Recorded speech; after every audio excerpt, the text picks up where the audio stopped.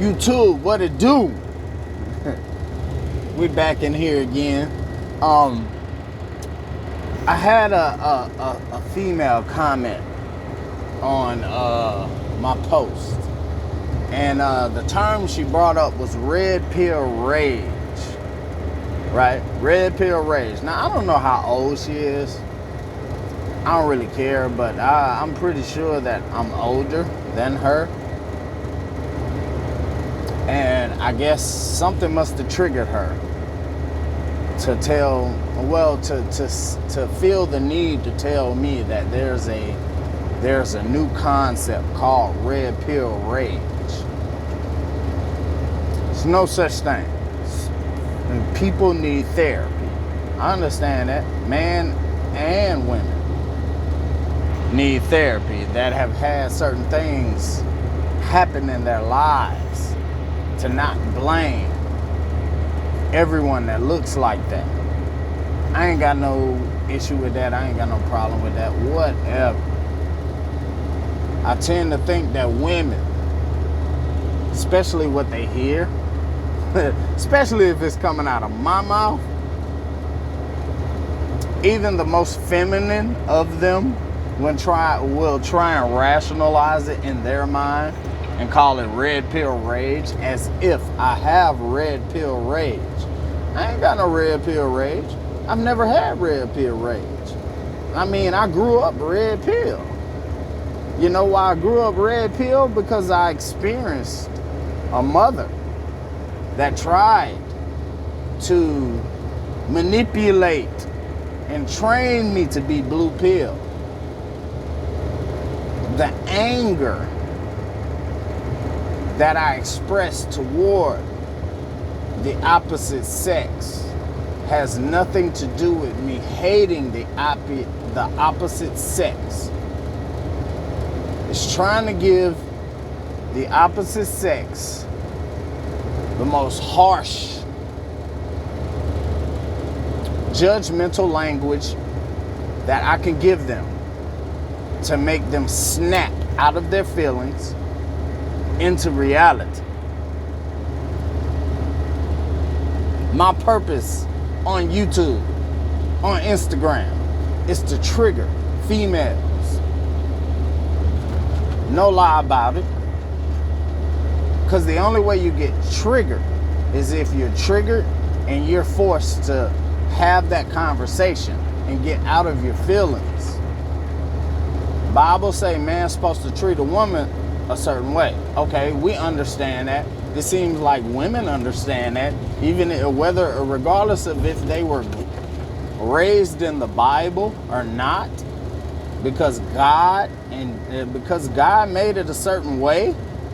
Females are inherently attracted to what God says they're attracted to, and I can't be mad at God for that, and I can't be mad at women for that. And I'm not mad at God or women for that. But what I will tell you is I'll give you a story. When I was young, certain things that I would do as a personal person that may not have warranted abuse, may have warranted an ass whooping. There's a difference between an ass whooping and abuse. Or even then, it's like it's not even deserving of what it is.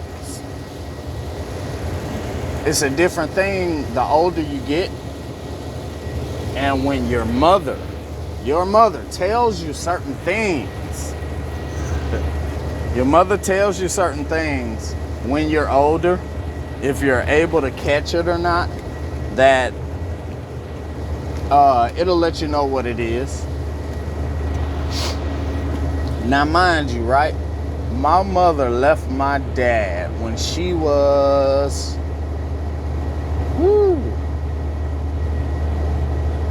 my mother left my dad when she was 20 years old. Now, at that time, back in this was 80s. My mother and father were divorced in 1984. That was the year I was born, right? All right.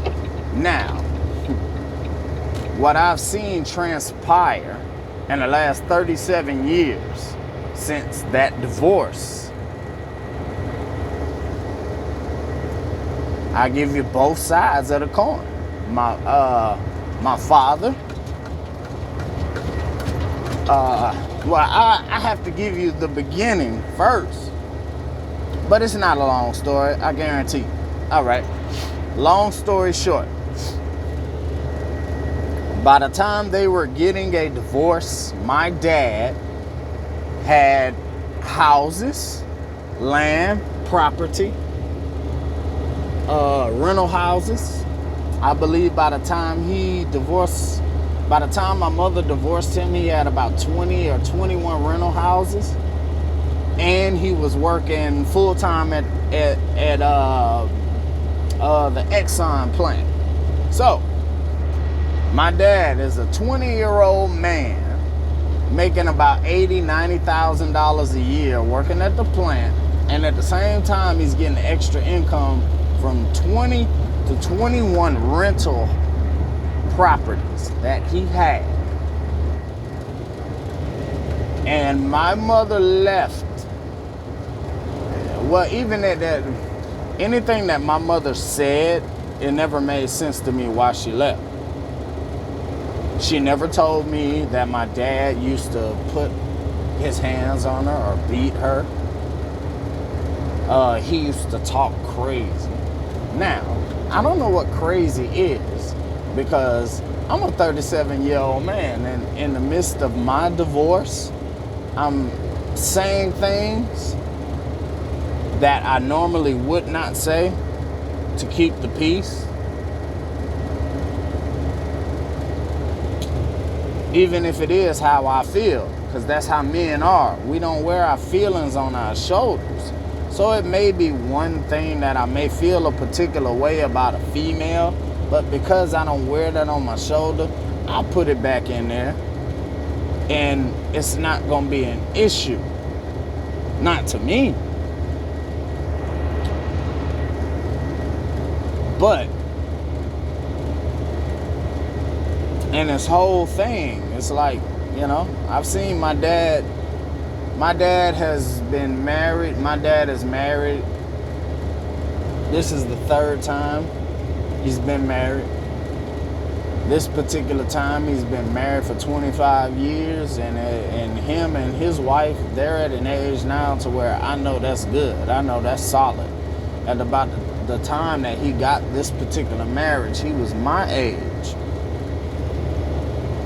But that's because he's always been a high-value man, a producer, and he can take care of a family. And I saw this man have to, do certain things that he might not have wanted to do when he was young, because even when my dad was trying to get his family back, begging, pleading, saying everything he can to get his family back together, my mother would just sit there and say nothing.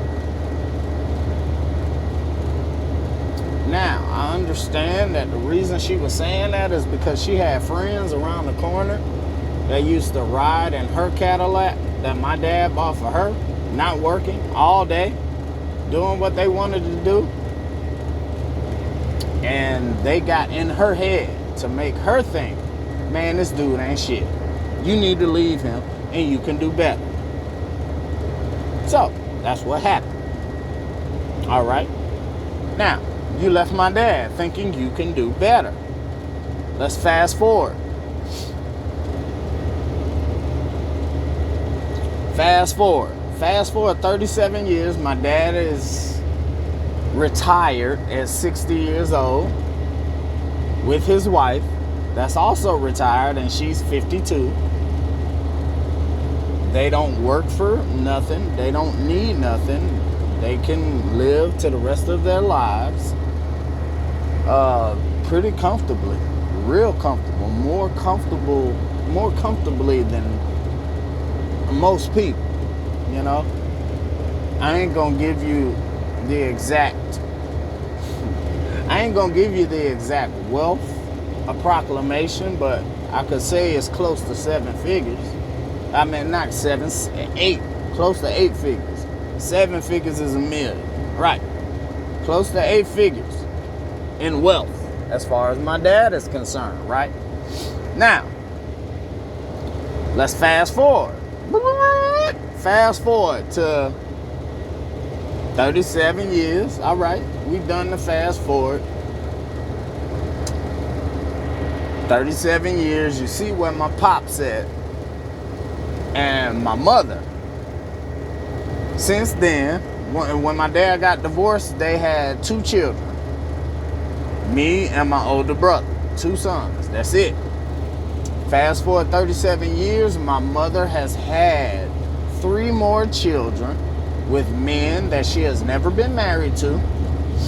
My mother is now 60 years old, maybe 59. She's not married. She has nowhere to stay. Well, she has a place to stay because she stays with my younger sister, my youngest sister.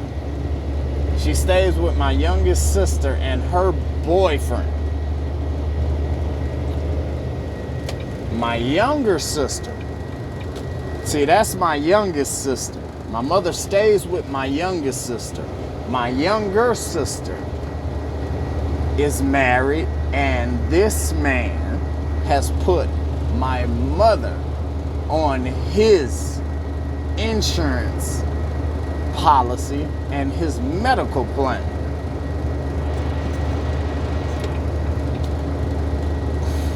Y'all hearing that right?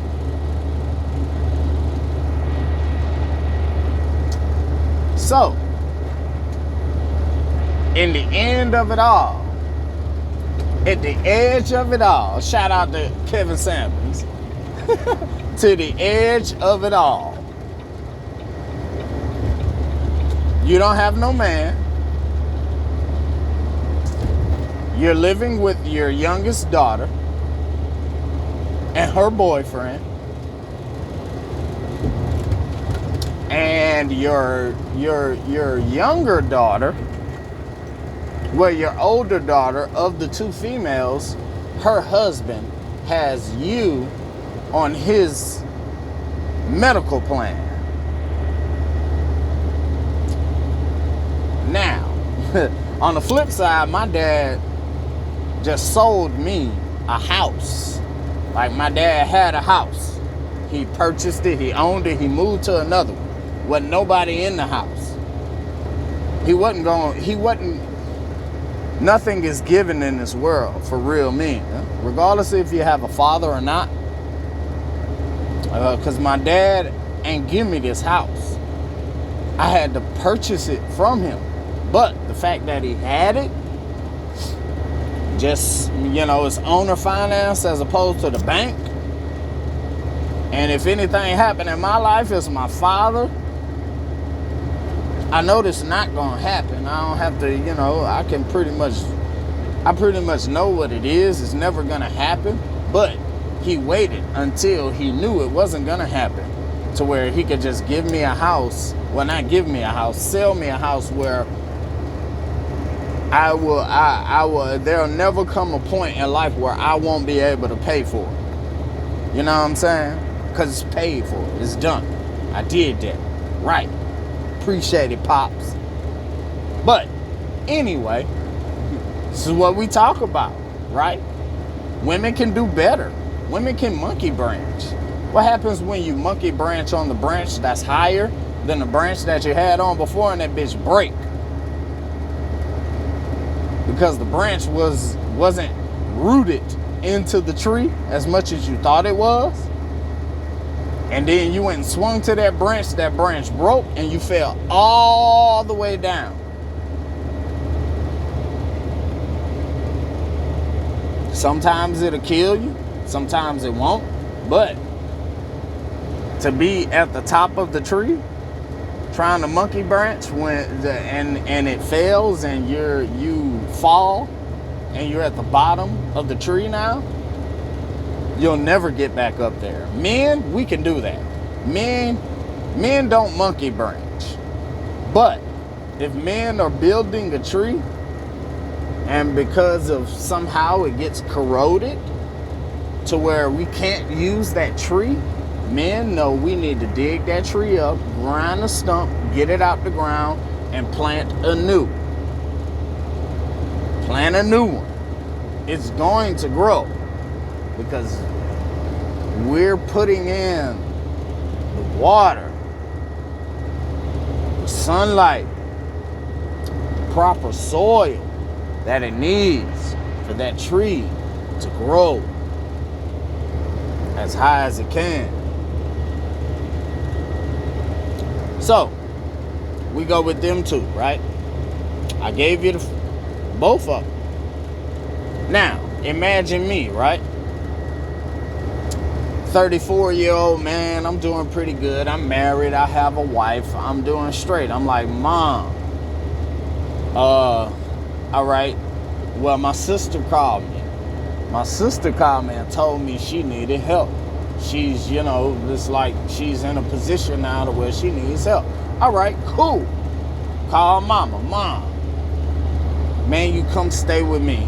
And, you get your bread up. Do your thing, get your bread up to where, you can at least get past this. Just save some money. Now, as this 34-year-old man, not only does he have to deal with his wife. Well, man, I ain't even gonna say that, man. It don't even matter because I'm equipped. I'm ready. I wanted to do this. Who doesn't want to go back and get their mother and help her? Right? That's what all men want to do, right? You got a black mama. Yeah, I got a black mama. That's why I tried to help her. You know what she did? With the money that she was getting, because I'm paying all the bills. I'm paying everything. Look, Mama, you don't have to do nothing. Just sit here and stack your money up. But what happened was, all the food that I bought, all of it, all of it, gone. It's like as soon as I buy something, it's gone. Of course, she's overweight now. She's obese. She's obese now. But when I look at the pictures back in high school, yeah, my mama was a dime. She's still a dime in the face, but everything else, I don't understand. So not only after eating me out of house and home, the money, she ain't eat me out of house and home. I'm just saying, it's like, damn, I gotta go buy food again? But anyway, the money that I'm thinking she's getting and she's saving when I'm gone on the road doing what I do, she's using my truck to go about her business on a daily basis. And on a daily basis, she's just, I don't know what she's doing with her money, but man, she stayed with me for almost a year. And when she left, she didn't have anything. How do you not have anything when I'm providing everything that would cost money? Oh, I understand. I know why. You like to get your nails done, right?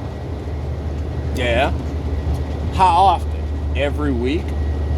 How much do it cost? About a $125? Really? And this is the fucked up shit I be talking about, man. Because I saw this when I was young. I didn't know them nails cost that much. $125? Then you talking about every week? You know that's $6,000 a month? On some nails that men don't find attractive.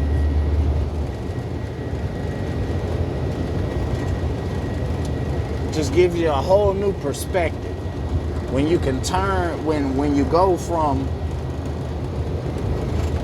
mother, son to really like, well, not mother, husband, but I mean, I'm not your son. I mean, I'm not your husband, but I'm treating you as if I was your husband. All you have to do is sit in the house or do what you're doing. Whatever money you collect is yours. Save it. Do what you want with it. And in addition, I have an extra woman in the house who's my wife. And I'm doing this. I'm juggling all this. At the same time, keeping money in the bank and not having a need. If there was a need, it could be, the issue could be taken care of. So, it's not red pill rage. Ain't no red pill rage. If a woman tells you it's red pill rage, they still don't understand. Now, I understand that there are some men out there that suffer from red pill rage, but those are your virgins, your classic 20, your classic men that's between the ages of 20 and 35 that have never had sex. That's red pill rage. But I don't have red pill rage because I ain't never had issues getting women, So, I mean, I don't have there is no red pill rage because I've never had a woman, or I don't know how to get women. I've always known how to get women because I grew up red pill. I saw what my mother did to men, but I didn't blame it on those men. I saw what my mother was doing, and I internalized it to know what women do. And I'm not angry at her. Actually, I thank her. I do thank you, Mama, for showing me how little women care about the men that they deal with in their lives. So I grew up red pill, and so it is what it is. And a woman, a female that can never understand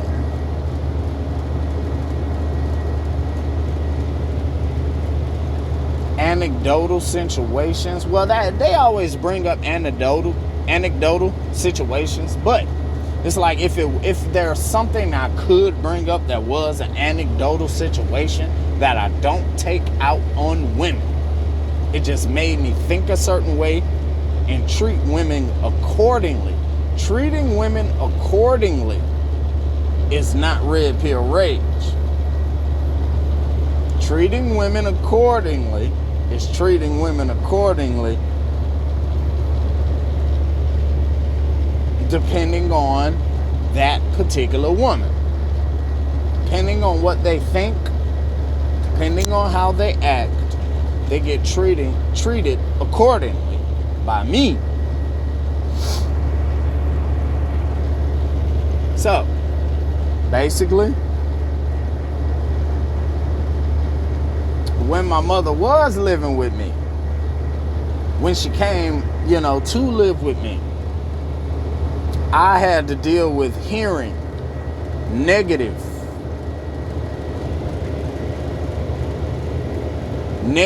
connotations. It's always negative. I never heard anything positive about my father. And this is when she's moved in my home. Y'all have been divorced for almost 40 years. Why the hell when you come in my house, you down talking my dad? You ain't got over that yet? When I know for a fact, I know what it was. You don't know I know this. But my dad showed me. Anything I wanted to do when I was young, your daddy ain't paying child support, so we can't do it.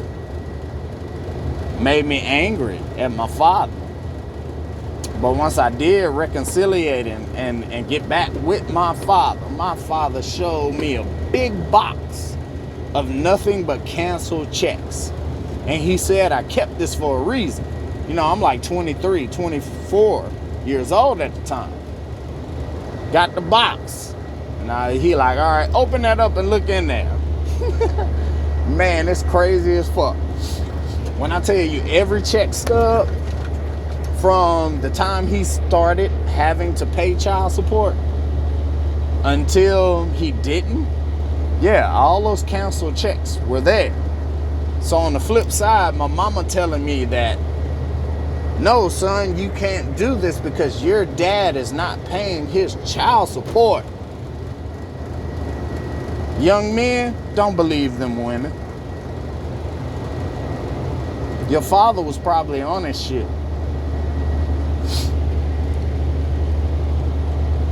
As a matter of fact, I went and stayed with my dad. Well, my mother agreed to let my dad have me and my older brother, right? So I'm like, wow, what's going on? I'm about to go live with my dad. I'm 14. Why hasn't this happened way back then? And what my dad told me was, and then what I know for a fact is that my dad agreed. My dad agreed to keep paying my mother the child support. When my dad called her and told her, look, I'll keep paying the child support. Just let me have the kids. Man, we was on a plane back to my daddy's house so fast it would have made your head spin. Red pill rage. This is not red pill rage. This is reality. This is the reality of what women can do and how women can influence men. Well, boys. This is how women can influence boys to turn from their fathers and not pay attention to anything he's telling you. I thank God my dad showed me this stuff, showed me the truth. And I still tend to hear, the problem is I still tend to hear from my younger sisters that you don't know how you don't understand how it is to be a woman. Why are you still taking her? Why are you still coming up to bat for her?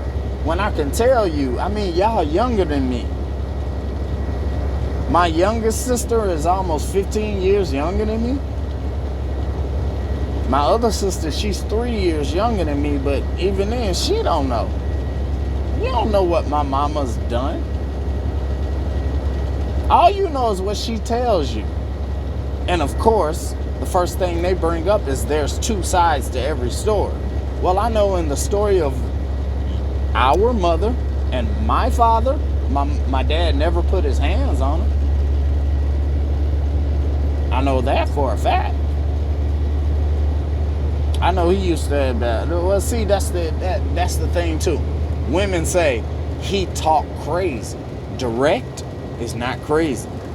Just because you've never experienced a man being direct with you because he's not trying to get your box, you think that's crazy.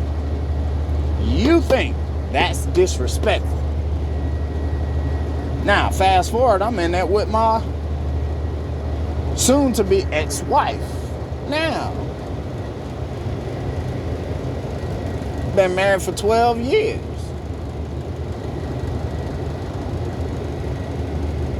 Married for 12 years. Basically, she's forced me in a position to where I have to get a divorce because I see the manipulation tactic, and because I'm a good man and I'm loyal and I don't look at my wife. My wife was never the reason to be committed in this marriage. God was the reason that I was trying my best to stay committed in this marriage, because I made a vow to God not my wife. A woman makes her vow to God, not her husband. And this woman manipulated me with that for 10 years. Every time she was at a point where she's unhappy and she's about to leave, I'd get to begging on my knees, simping and shit. Oh, please don't leave. I love you. I'm trying to work it out. I'm your husband. They can use it against you, dog.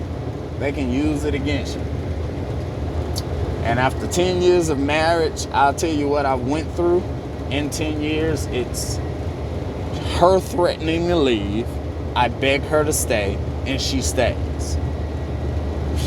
Man, that was always going to happen. She wasn't going to never leave. She was going to use that probably till the day of my death, because I didn't want to break my covenant with God, not her. It's not a covenant between you and your wife. It's a covenant between you and God. And your wife has a covenant between her and God. Now, for a woman that took that covenant seriously, she would never just, oh, I'm leaving. Why? Because you're unhappy. All right, that's cool. But I thought that it was my doing. You know what I'm saying? Everybody has their own choice. And if they make that choice to leave, then, man, that's on them. That's their choice. They're choosing to break their covenant with God. It's not your fault. And it probably wouldn't have lasted this long if I wasn't trying to hold on to my covenant to God. But at a certain point, God has to show you when they don't follow their covenant and they've broken it and they don't care. Maybe it's time to move on, bruh. Maybe it's time to move on. And until I actually did it, it was like, you know, because I started being more direct later on in our marriage, you know, telling her really because she always just say that, what problems do you have with me? And there were problems that I had, but like a man, I just rather not even say anything, because I don't want to cause an argument, because I ain't trying to have that all in my house. But now that we're separated and she's in her own shit and I'm in my house, I'm able to be direct.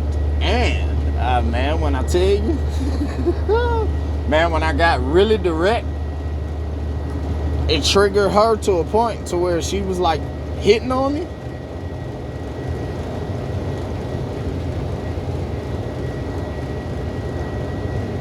It's not good. It's not good. It's not good.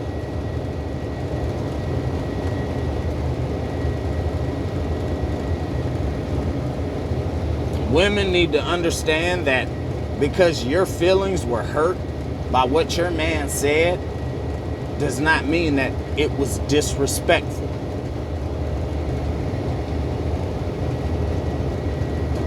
I told my wife the truth. And she said I disrespected her. That's how women can internalize their pain and blame it on you, because you may have said something that was the truth and they feel disrespected.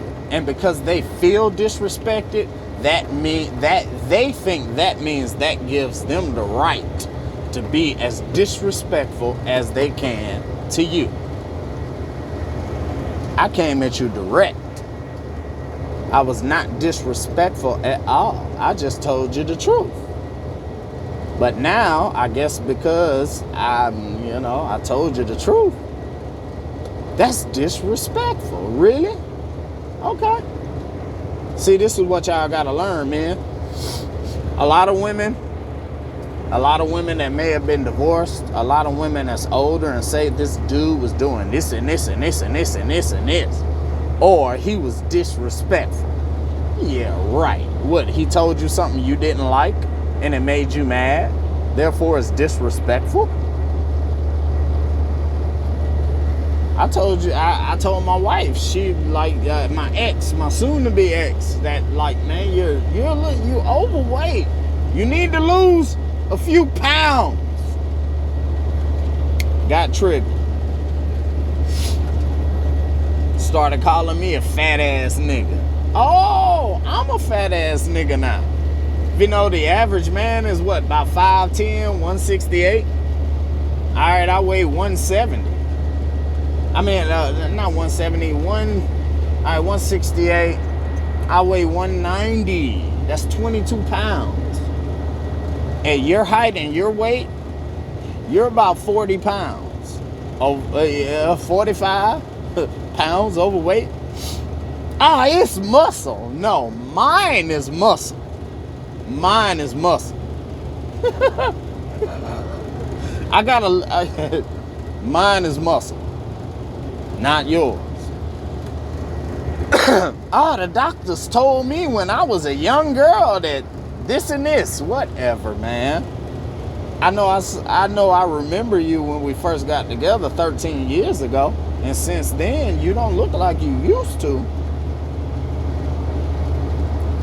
Got triggered.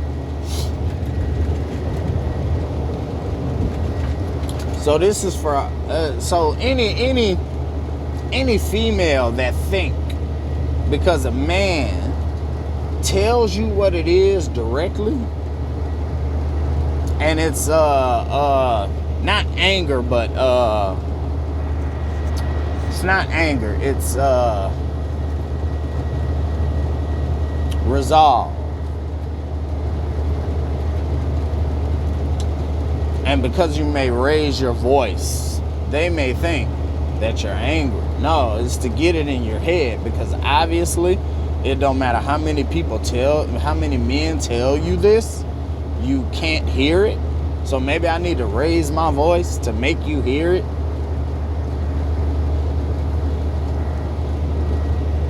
All I've ever seen in that dichotomy of my mother and father is my mother always bashing my father.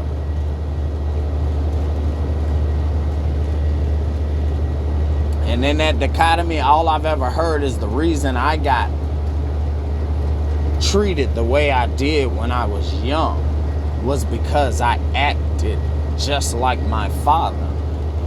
Well, he is my dad.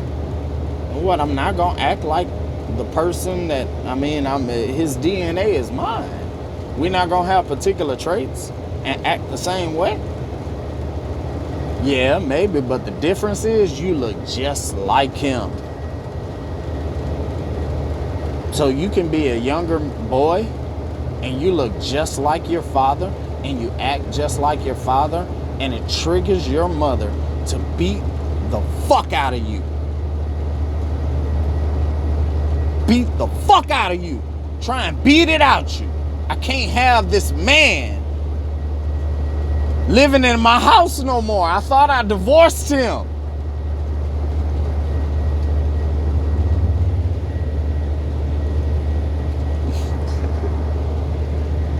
But see, I'm not mad. I understand. I understand why she did what she did.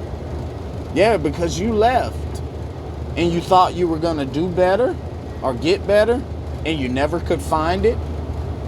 And when there's a constant reminder in your house of the man that was the best nigga you probably ever could have received in life that God provided to you, you chose to leave. And when he acts like that man, oh yeah, I gotta beat that out of him. But me, I got a hard head. I got a hard head and a hard ass. Hit me. I don't give a fuck. You're not gonna change the way I think. I've always understood that as a little boy. I am who I am. I think the way I think, and that's what it is. You can accept it or not. Everybody always try to make me think that that's, something's wrong with me. Nah, ain't nothing wrong with me. Ain't nothing wrong with me. I see what's going on. I know what's going on. And you never change my way of thinking with You'll never change my way of thinking with your emotions.